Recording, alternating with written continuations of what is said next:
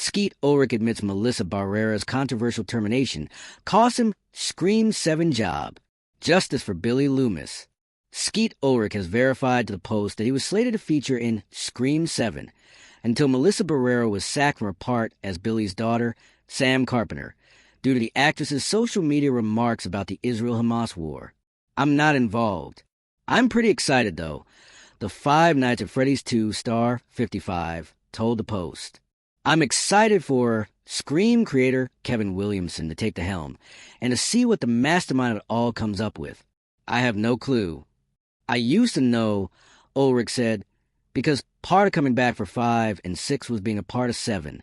It was a 3-picture arc for Billy Loomis, or the imagination of Billy Loomis in Melissa Barrera's character's head. But when all that went down with her, obviously you lose her, and you lose what's in her head. Ulrich stated he used to know the complete narrative of Scream 7, and it was really, really interesting. But now he's in the dark like the fans. I don't know how Matt's back, he continued, alluding to his Scream 1 co-star Matthew Lillard, who is returning for the new picture. I have no idea, which I'm kind of excited for, to see it and not know. Ulrich and Lillard, 55, played the killers in the original Scream movie that came out in 1996.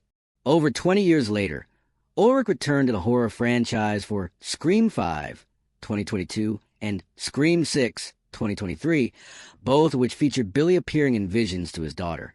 But prior to filming for Scream 7, Barrera was pulled from the movie for what the film's production firm, Spyglass, viewed as anti-Semitic posts on the Israel-Hamas war.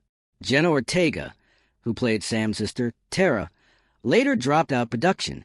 In addition to Lillard, Scream 7 is bringing back franchise stalwarts Courtney Cox, Neve Campbell, and David Arquette.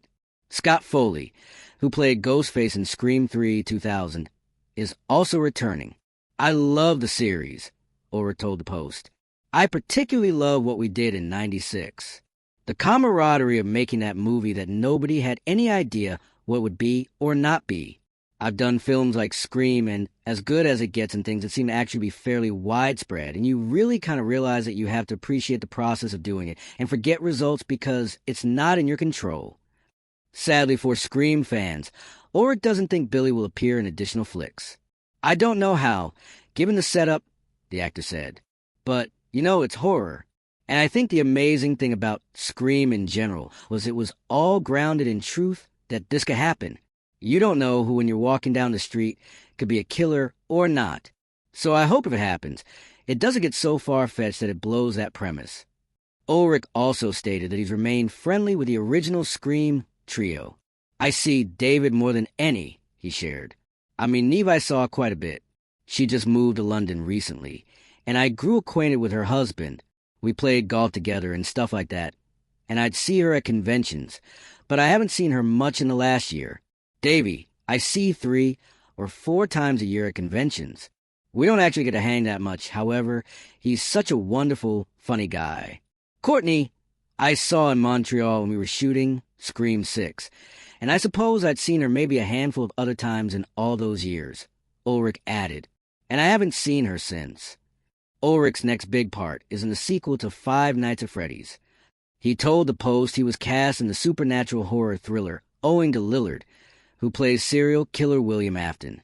What Matt Lillard tells me, Scott Cawthon, who is the creator of the game and the writer of the scripts, had asked Matt sort of vibe check on, what's he like to work with?